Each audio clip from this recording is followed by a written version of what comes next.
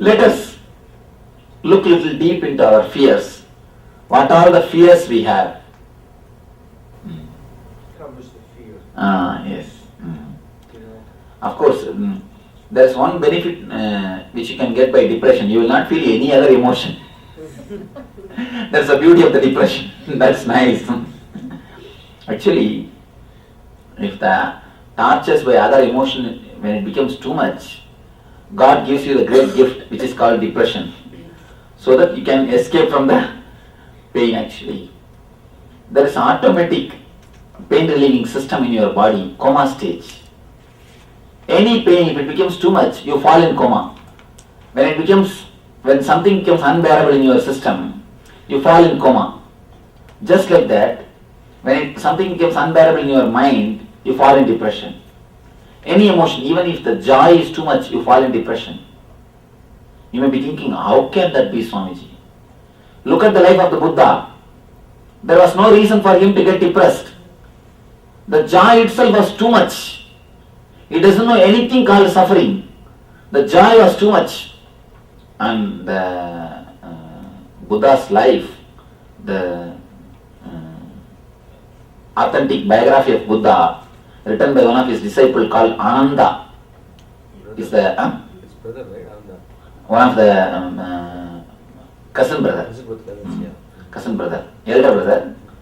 This guy, he wrote a book on Buddha's life, Ananda. You will be shocked to see how much the Buddha's father took care of him. In the night time itself, they used to remove all the old leaves from the garden, so that Buddha will never know something called old age happens. Buddha should never know something called old age or withering away can happen. And in Buddha's staircase, never the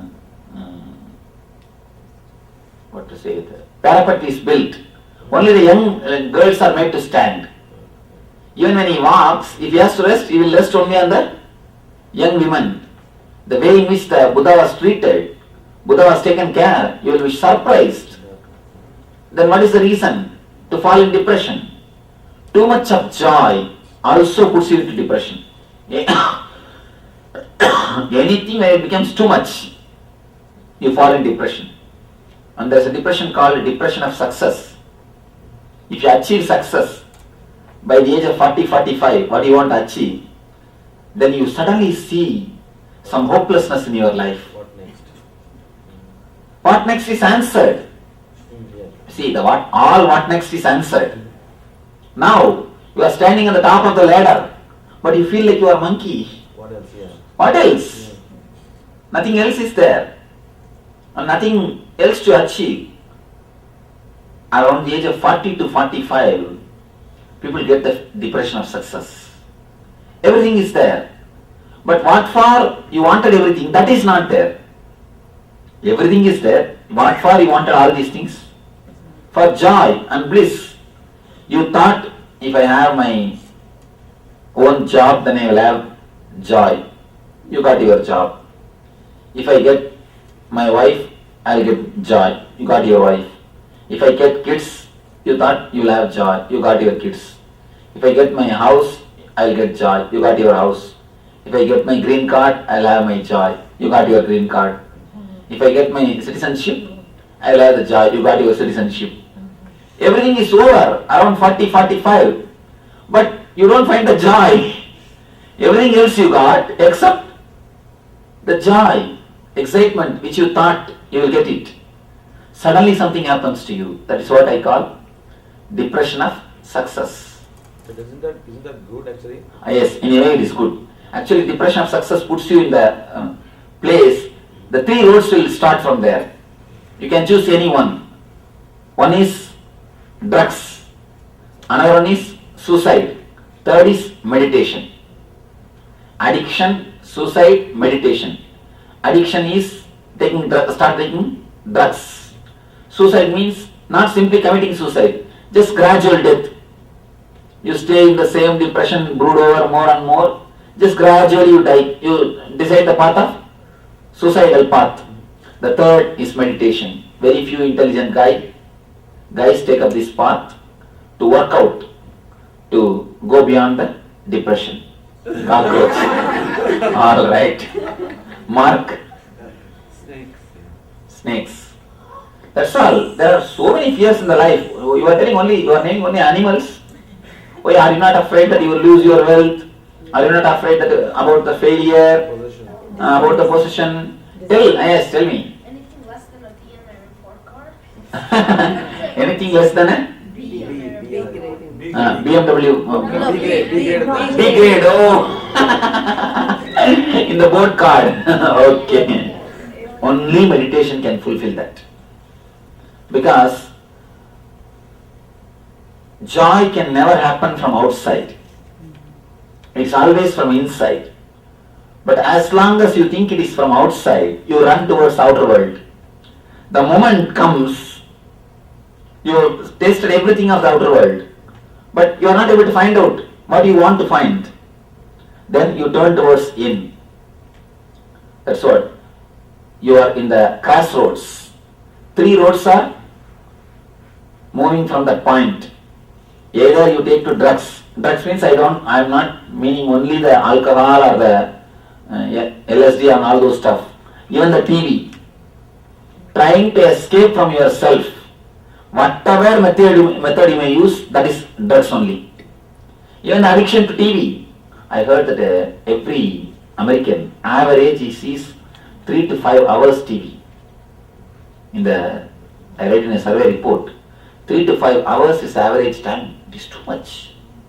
Of course, in India it is I think 8 hours. In India it must be 8 hours. These housewives, in India no job also. Housewives, what is their work they got? Soap operas like dramas, serials. From morning till night, nothing else. Couch potatoes.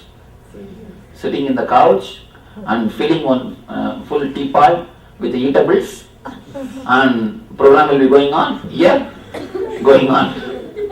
And by the time program is over, table is empty. And where all thing is gone, and you do not even know what you have eaten. Sometimes if insects falls also, goes inside. You have the non-veg snack. You see, fear shock can be the feeling of the fear shock can be nullified, but fear shock itself cannot be nullified. Understand? You may not feel the other emotions. It is not that it will not be there. It will be there. You will not feel it. Like a painkiller. If you take painkiller, it is not that knee pain will disappear. Knee pain will be there. You will not be made to feel the pain. You will become insensitive to pain, that's all. When you get the depression, you will become insensitive to fear stroke. It is not that it will not be there, it will be there. It will have its own effect on your system. Swamiji, it is obvious that fear is undesirable for everybody. Nobody likes feeling it. But why do most of us have a sort of an auto-destruct kind of a tendency? You know there are certain things that are not good for you, but consciously or unconsciously, every day you do things. No, it is not consciously, unconsciously only. That is why this meditation is a very deep unconscious meditation. I take you in this meditation very deeply into unconscious layer. And I tell people again and again to go into the fear layers. To go into the fears. As far as this problem is concerned, the one and only solution is going into the fear. Let me explain and then I give the answer to you. Actually, Buddha gives solution for this problem. One day morning, he came with a knot. Swadhisthana is called as a knot. In Pali they call it Granthi. Granthi in Sanskrit, Granthi in Pali. Of course, Pali and Sanskrit is one and the same, only a little bit of pronunciation. It's like a Portuguese same script now. Like this, with a knot he came to the discourse. And then he asked, how to unlock the knot? One intelligent, of course not intelligent, one powerful, physically powerful guy, he got up and just took the kerchief and started doing this, what will happen? It will only become more tight. One intelligent guy came. First, he looked into the trouble, the way in which it is created. Then he underwent in the same way, same route. Only then it can be unlocked. The Swadhisthana also, you cannot escape from the fear by suppressing it or throwing it. Now generally what we do, whenever some fearful thought comes, we try to suppress it. We try to avoid it. No, that is not going to help. The one and only way is going into it and seeing the way in which it is constructed. See, the whole fear starts only in the unconscious zone. There's a beautiful saying in Vedanta. It's like you have a house, big house. Somehow your ancestors have told, but in particular room there is a ghost, don't open it. And you never go near that room and you never open it. Somehow one day you get a courage and try to see. You open the door and take a lamp inside and you find nothing is there. When you take a lamp inside, you will understand there is nothing. But till you take your lamp inside, you will be thinking only there is a ghost. So now we are supposed to throw our consciousness lamp inside the Swadhisthana. As long as you throw the light, you will see only, you will be thinking there is a ghost. And even when you are afraid of ghost, have any of you have seen ghosts? That's good. Actually there is no such thing as ghost exists. Let me tell you all very clearly. There is no such thing as ghost exists. First thing to escape from ghosts, stop seeing ghost movies, that is enough. Actually, stop seeing the horrible movies, the horror movies. That is more than enough. Nothing else, the horror movies. If you continuously see 2-3 days, some horror movies, these, that, in the night time naturally you will hear all sorts of sounds. And you will naturally see your screen simply moving by itself. You will see somebody walking near your bathroom. All these things you will naturally see if you see ghost movies for 2-3 days continuously. Nothing else. It is your unconsciousness which projects. San Diego, they said that there is a house in which they photographed ghosts. Have you heard of that? It was on the paper. They took me to San Diego. I said, let us go to that house. I went, nothing happened. I was there. Special visions to see ghosts. Some people have special. Vision. Array, throughout my life I lived only in the graveyards. Understand? Every city when I travel, I go and stay only there because I don't have to make reservation. There is no. I tell you one thing, only living people disturb people, never dead people. Dead people never disturb others. Only living people disturb you. At least in my experience, yes, tell me. No, but there's this one guy on TV, he can like communicate with people who have passed away, and whoever's in the audience will ask like, do you have I know, a I've seen that deceased show, so person? fake. And that is what schizophrenia, ma. All those things are nothing but schizophrenia. They enter into one part of their own mind and they act just like a person who was dead. When you deeply contemplate and meditate on somebody, you can fall in tune with the same mood. You can act just like that same person.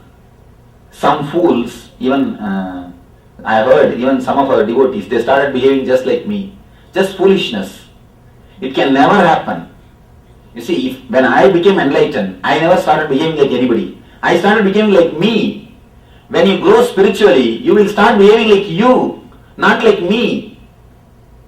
When you start behaving like somebody else, be very clear, schizophrenia. These are all schizophrenic, ma. It is not a healthy things. Never believe in those things, never accept those things. They are all just foolish stuff. See, the very idea ghost is nothing but your unconscious projection. Your unconscious projection. All your fears are nothing but the offshoot of your unconsciousness. If you can throw consciousness on your unconsciousness, if you can throw your light, your energy on the fears, you will see simply they melt away. Simply they melt away. If you know, if you can meditate on the distractive patterns, Ashmita, for you only. You are telling that we create a distractive patterns. We create a negative patterns which destroys us. Go deeply into the negative pattern. That's the only way to dissolve it. For example, if you have the fear, oh, I may lose my wealth, what will happen? Just go deeply into that fear. Feel really you lost it. Convince your mind you lost it. Now what can be done? What can be done? Tell me. Nothing. I guess it's more like this. At some level, on this maybe I'm going to speak for myself. I feel like if I confront it and say, okay, what else is there, then I'm afraid that I'm going to find myself where there's nothing more. That is what, actually there is nothing more in the life. The whole life is nothing but the castle in the air, ma. What else you think life is? Whole life is nothing but the castle in the air. When you want to hold on to something, some hopes, you know it is just a hopelessness, but you want to hold on to that hope, then you create all these things. Life is nothing but the castle on the air. What else you think? Just single moment. If you slip into the sleep, do you feel something of this world? Nothing. If you just drop your head and slip into the sleep, do you feel anything of this world? That's all. Life is only that much worth, ma. What are you thinking? What else you think life is worthy? I don't know. You see, actually, when you are ready to confront the reality, yesterday this is the discourse I was giving. Yesterday this is the subject. Because you have not become mature, you want to hold on to the toys. You don't want to drop the toys about the future and the past. You want to hold on to some hope so that you can play the game of the life. But actually if you face the life face to face, the reality, dropping all your hopes and the imagination, life is nothing worth. Life is nothing but air castle. Castles in the air. Why don't you accept that? If you accept that, if you honestly realize that, at least you will be able to enjoy the gift of the life. Whatever is there, you can enjoy it. So go deep into the fear. Nothing wrong. Alright, there is nothing in the life. What can be done? Actually there is nothing. How much you can add the juice? We try our best to make the life juicy. But the life is, juice is not sticking on the wall. What can be done? Life is just dry. What can be done? Start seeing the reality. Then you will see life will become really juicy. When you start seeing the reality, life will become really juicy. Somebody asked me, Swamiji, how can you be continuously so joyful? Especially people who live around me, they feel jealous of me. It is not that I don't have problems. See, from outside, if you look, you think, oh, what Swami, what problem Swami has got? What he can have problems? Only people who live around me, they know I am dealing with 1,001 problems. Hundreds of decisions I am taking every day. So much of headache, pressure from all four corners. But again I am out. I am just like a flower moving around. People used to ask me, Swamiji, how are you able to enjoy so much? How are you able to be in bliss?